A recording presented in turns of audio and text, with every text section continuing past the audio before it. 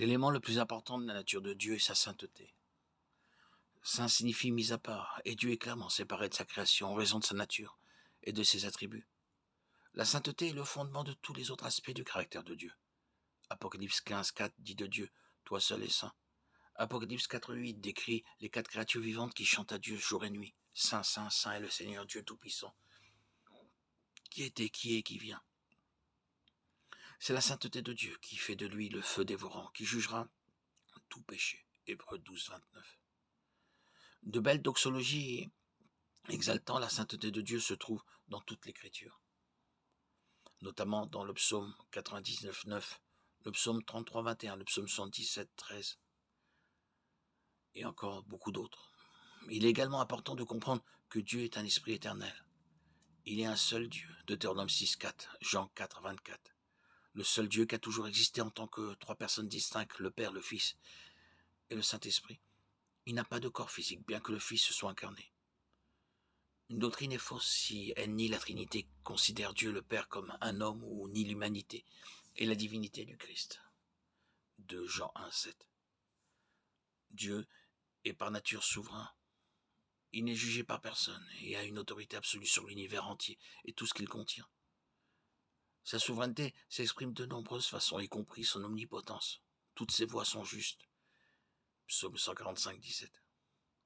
Et que l'humanité croit ou non que les voies de Dieu sont justes n'a aucune importance. Le Seigneur Dieu n'est pas limité par le temps ou le lieu. Il a un plan. Il l'a depuis l'éternité passée, et son dessein sera accompli. Daniel 4:37.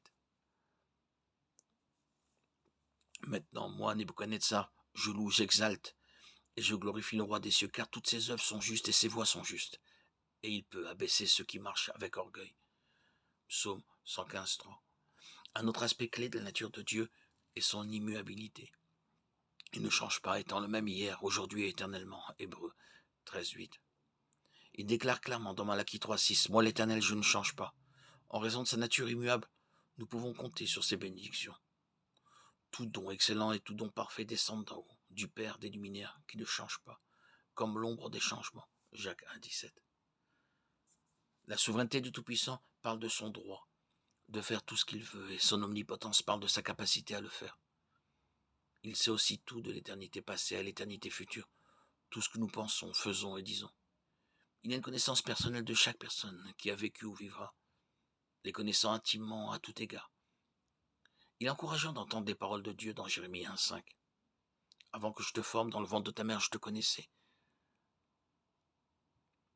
Avant que tu sois sorti du sein maternel, je t'avais consacré. Nous ne devons pas négliger la colère de Dieu, qui découle de sa sainteté. Il éprouve une juste colère contre le péché. Et à cause du jugement imminent de Dieu, l'humanité a besoin du message de la grâce et du salut de l'Évangile. C'est aussi la nature de Dieu d'aimer. Et dans son amour pour le monde, il a envoyé son Fils unique, Jésus-Christ, pour nous racheter. Jean 3:16, 1 Jean 4:16. Rien de moins qu'un sacrifice parfait ne ferait l'affaire. L'amour est plus qu'un attribut de Dieu, il est littéralement l'essence de l'amour. Cela est clairement indiqué dans 1 Jean 4:8. Celui qui n'aime pas n'a pas connu Dieu, car Dieu est amour. L'amour de Dieu est éternel parce qu'il est immuable. Son amour ne change jamais, son amour est parfait et saint.